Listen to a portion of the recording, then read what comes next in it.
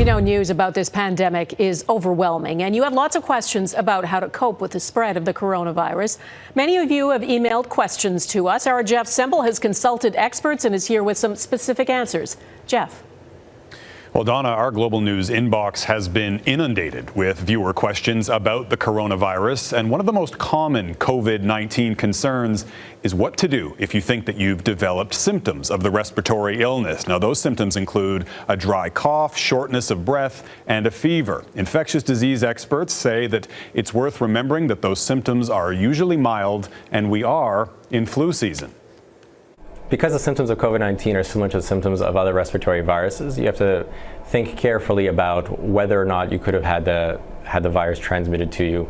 Well, as it stands, Donna, hospitals in Canada are still only testing patients who have symptoms and have either traveled abroad recently or had some direct contact with someone carrying the virus. Now, if you don't fall into one of those two categories, and especially if your symptoms are mild or manageable, it's likely that your doctor will simply tell you to stay home and rest. But of course, Donna, that advice could change as this outbreak evolves, especially if we start to see an increase in community transmission. Jeff, another question we received from lots of viewers is, should I avoid large public gatherings? Yeah, and experts are, quite unanimous on that one, that one of the best ways to avoid the rapid spread of this virus is to avoid gathering in close quarters and in large numbers. So COVID-19 is highly contagious. The average person with the virus is infecting at least 2 more people. So from concerts and sporting events, even to your local gym and swimming pool, the larger the crowd, the bigger the risk.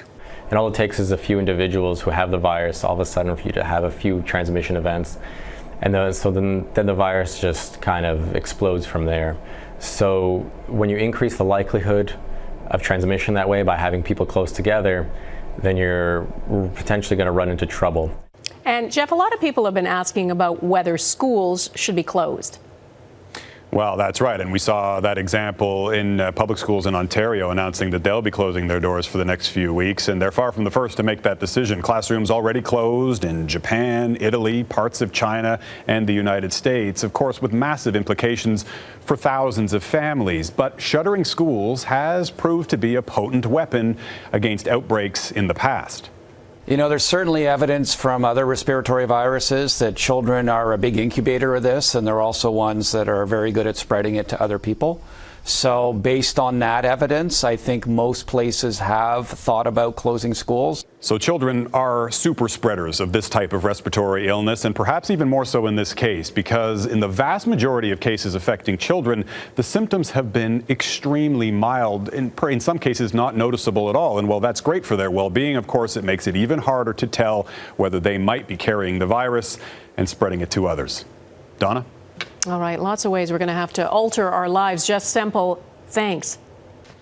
We know you have lots of questions about this virus. Jeff will continue to consult with experts and try to answer them. Email us at yourquestions@globalnews.ca. Our website has a special page dedicated entirely to the new coronavirus. That's at globalnews.ca/coronavirus.